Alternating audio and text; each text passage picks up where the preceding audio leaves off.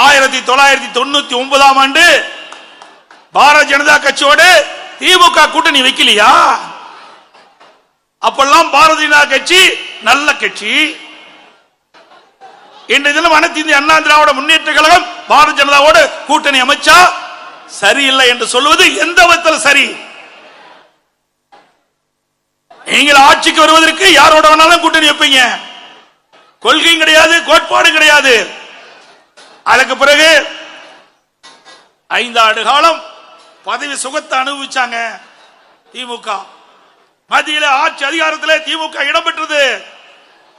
அதுக்கு பிறகு அப்படியே ஜம்ப் பண்ணி குரங்கு எப்படி மரத்துக்கு மரம் தாவுமோ அது போல கொள்கையும் கிடையாது, கோட்பாடும் கிடையாது. அப்படியே காங்கிரஸ் கட்சியோட இணைந்த கட்சி தானே திமுக கட்சி. உங்களுக்கு எங்க கொள்கை இருக்குது? உங்களுக்கு அதிகாரம் தானே முக்கியம். என்ன காங்கிரஸ் கட்சியும் பாரதிய ஜனதா கட்சியும் ஒரே கொள்கையுடைய கட்சியா? 1999 பாராளுமன்ற தேர்தலில் பாரதிய ஜனதாவோட கூட்டணி. அதுக்கு பிறகு 2004 காங்கிரஸோட கூட்டணி. ஆக ஆட்சி அதிகாரத்துக்கு வரும்போது அடிக்கடி நிறத்தை மாற்றிக் கொள்வார்கள். பச்சோந்தி கூட கொஞ்ச நேரம் கழிச்சு தான் நிறத்தை மாற்றும்.